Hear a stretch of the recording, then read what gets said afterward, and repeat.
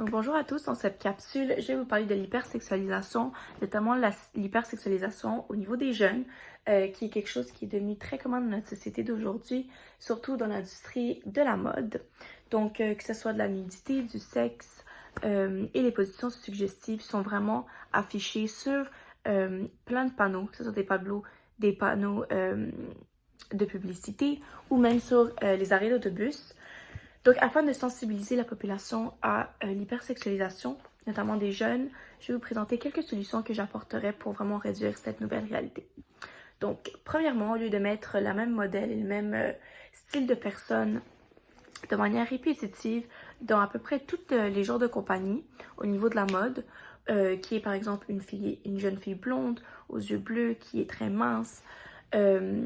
sur par exemple les grands panneaux de publicité ou sur les arrêts d'autobus, et sur les sites de vêtements et même sur les pistes de défilés de mode. Pourquoi ne pas inclure des jeunes, des filles, des garçons de toutes les couleurs, de toutes les formes, de toutes les courbes, même des personnes présentant un handicap, afin vraiment de maximiser l'exclusivité pour que tout le monde se sente vraiment à leur place en achetant certains vêtements sur certains sites internet, se sentir bien par rapport à eux, se sentir représenté. Je pense que ce serait vraiment une bonne solution afin de représenter une réalité qui représente la majorité de la population. Vu que la jeune fille aux yeux bleus avec les cheveux blonds qui est mince représente une toute petite partie de la population.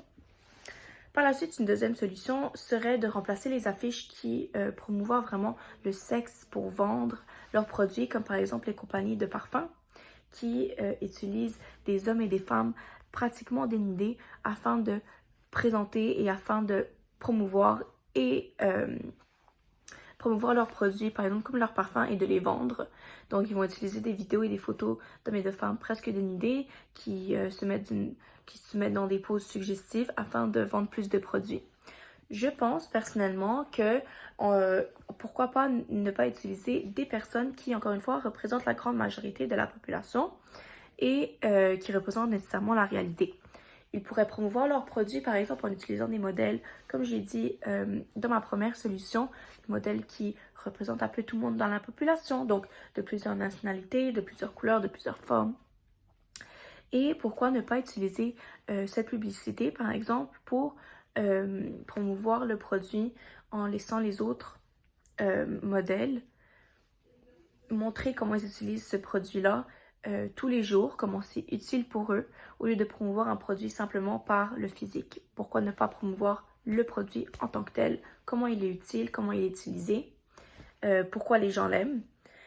Donc, au lieu de promouvoir, par exemple, le fait que la femme ou l'homme, dans les publicités où ils sont presque dénudés, au lieu de promouvoir une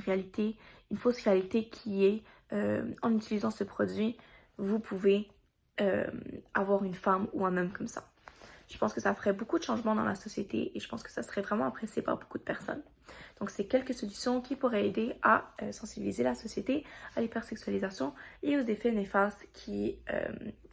que ça apporte, surtout aux jeunes.